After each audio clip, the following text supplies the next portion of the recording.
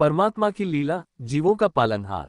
सूरज अपनी लालिमा बिखेरते हुए धीरे धीरे आकाश में ऊपर चढ़ रहा था। एक छोटे से गांव के पास घने जंगल के किनारे एक विशाल वटवृक्ष खड़ा था। इस वृक्ष के नीचे एक वृद्ध साधु महात्मा शिवानंद अपनी आंखें बंद किए ध्यानमग्न थे।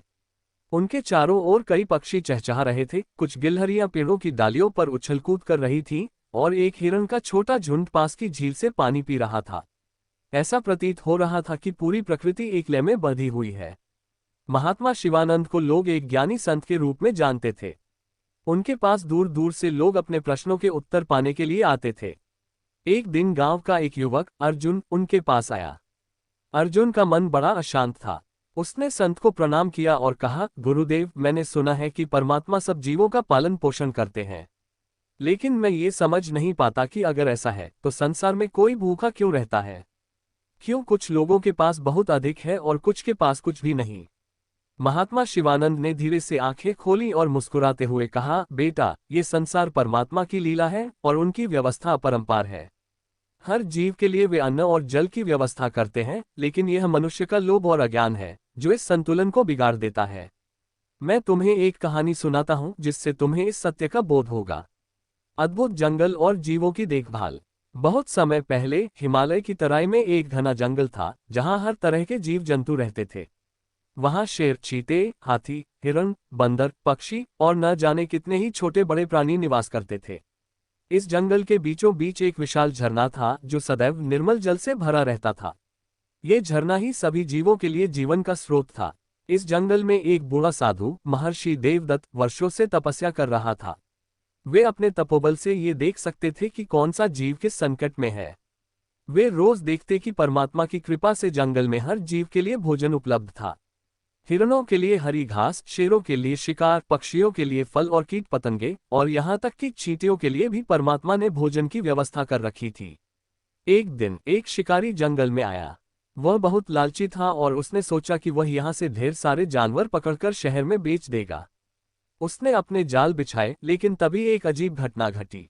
जैसे ही कोई जीव जाल के पास जाता, कोई न कोई प्राकृतिक घटना घट जाती। कभी तेज हवा चलती, कभी बारिश आ जाती, कभी कोई बड़ा जानवर आकर शिकारी को डरा देता। शिकारी बहुत परेशान हुआ और अंत में खाली हाथ लौट गया। महर्षि देवदत्त यह सब देखकर मुस्कुराए और बोले, देखा परमात्मा किस प्रकार अपने जीवों की रक्षा करते हैं। मनुष्य की परीक्षा। कुछ दिनों बाद जंगल में एक अकाल पड़ा। कई दिनों तक बारिश नहीं हुई। झरने का जल धीरे धीरे कम होने लगा। कुछ जीव भूख और प्यास से व्याकुल होने लगे। महर्षि देवदत्त ने देखा कि जंगल के सभी प्राणी अब भी संघर्ष कर रहे थे, लेकिन परमात्मा की कृपा से कोई भी पूरी तरह भूखा नहीं था। एक दिन एक गरीब लकड़हारा रामू जंगल में आया। वह बहुत मेहनती था, लेकिन उसकी आर्थिक स्थिति बहुत खराब थी। उसे कई दिनों से भोजन नहीं मिला था। उसने जंगल में इधर उधर देखा और एक सूखा हुआ पेड़ काटने लगा ताकि उसे बेचकर कुछ पैसे कमा सके। रामू ने देखा कि एक छोटी गिलहरी उसके पास आए और उसकी ओर देखने लगी। वह बहुत कमजोर लग रही थी। रामू को दया आए और उसने अपने झोले में रखी आखिरी रोटी निकालकर गिलहरी को दे दी। गिलहरी ने जल्दी से रोटी के टुकड़े खाए और खुशी खुशी कूदकर चली गई। महर्षि देवदत्त यह सब देख रहे थे। उन्होंने रामू को बुलाया और बोले, बेटा, तुमने खुद भूखे रहकर इस गिलहरी को खाना दिया, ये तुम्हारी महानता है। परमात्मा हमेशा उन पर कृपा करते हैं जो दूसरों की चिंता करते हैं। रामू ने साधु को प्रणाम किया और चला गया। अगले दिन जब वह जंगल में लौटा तो उसने देखा कि वहां एक बड़ा वृक्ष गिरा पड़ा है जिसमें कीमती चंदन की लकड़ी थी। उसे बेचकर रामू इतना धन कमा सकता था कि उसका पूरा जीवन आराम से बीत सकता था। रामू ने आकाश की ओर देखा और भावुक होकर बोला, हे परमात्मा, आपकी कृपा अपार है। आप वास्तव में सबका ख्याल रखते हैं। महात्मा शिवानंद का उपदेश। इतनी कहानी सुनाने के बाद महात्मा शिवानंद अर्जुन की ओर देखने लगे। अर्जुन की आंखों में चमक थी। वह बोला, गुरुदेव, अब मैं समझ गया कि परमात्मा हर जीव का ध्यान रखते हैं, लेकिन उनकी लीला को समझना हर किसी के लिए संभव नहीं होता। कभी कभी हमें कठिनाइयां इसलिए मिलती हैं ताकि हमारी परीक्षा हो सके और हम सही मार्ग पर चलें। महात्मा शिवानंद मुस्कुराए और बोले, बिल्कुल सही कहा पुत्र। परमात्मा हर किसी के लिए दाना पानी का इंतजाम करते हैं, लेकिन हमें अपने भीतर सेवा, करुणा और विश्वास बनाए रखना चाहिए। जब हम दूसरों की मदद करते हैं तो परमात्मा हमारी सहायता के लिए नए मार्ग खोल देते हैं। अर्जुन ने संत को प्रणाम किया और प्रण लिया कि वह हमेशा दयालु और ईमानदार बनेगा। इस प्रकार परमात्मा की लीला अनंत है और वह सदैव अपने सभी जीवों की रक्षा और पोषण करते हैं। हमें बस उन पर विश्वास रखना चाहिए और अपना कर्तव्य निभाना चाहिए। जीवों का जन्म, सृष्टि की रहस्यमय लीला। सृष्टि का प्रत्येक जीव किसी न किसी उद्देश्य से जन्म लेता है। परमात्मा की अनंत लीला में प्रत्येक जीव की उत्पत्ति, जीवन और मृत्यु एक निरंतर प्रवाह है जो ब्रह्मांड के संतुलन को बनाए रखता है। हिंदू धर्म, वेद, पुराण, गीता और उपनिषदों में जीवों के जन्म के संबंध में गहन विचार प्रस्तुत किए गए हैं। 1. सृष्टि की उत्पत्ति और जीवों का जन्म। हिंदू धर्मग्रंथों के अनुसार सृष्टि का आरंभ परमात्मा की इच्छा से हुआ। जब उन्होंने सृजन का संकल्प किया तो सबसे पहले पंच तत्व पृथ्वी, जल, अग्नि, वायु, आकाश उत्पन्न हुए। फिर ब्रह्मा ने विभिन्न योनियों में जीवों की रचना की। इन योनियों को 4 मुख्य वर्गों में विभाजित किया गया है।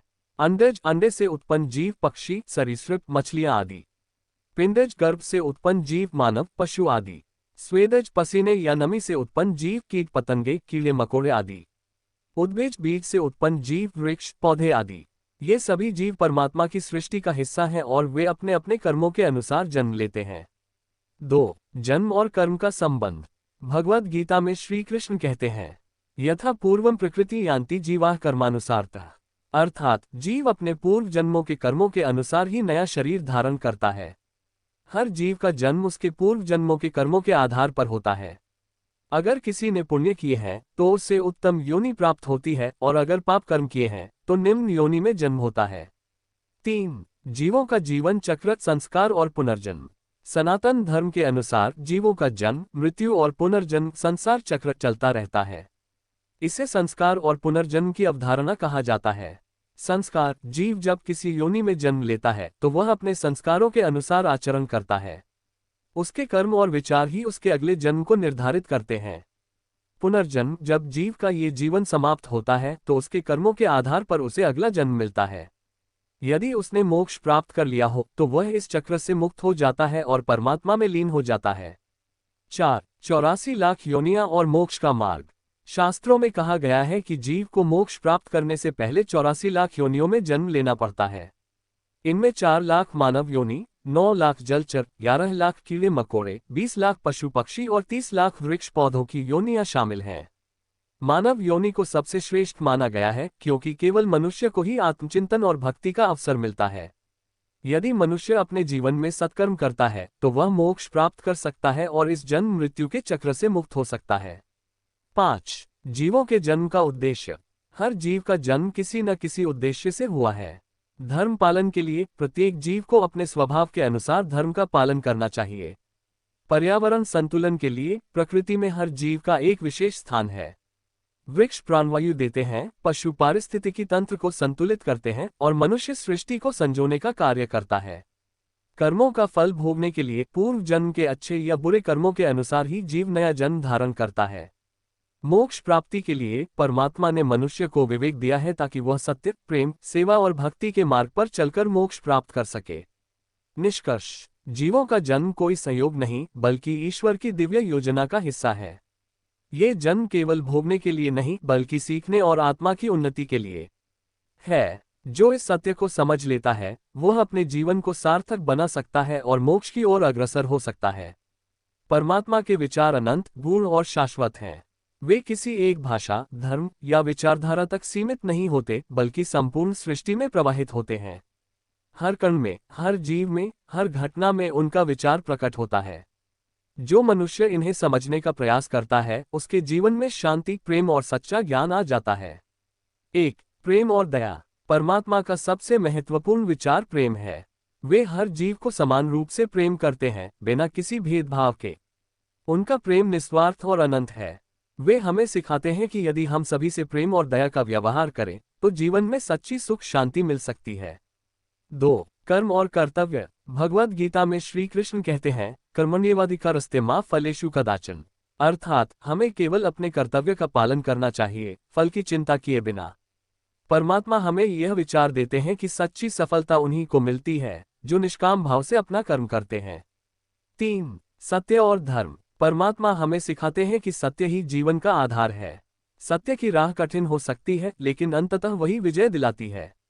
धर्म केवल पूजा पाठ तक सीमित नहीं है, बल्कि सच्चे कर्म, सत्य की साधना और नैतिक मूल्यों का पालन ही सच्चा धर्म है।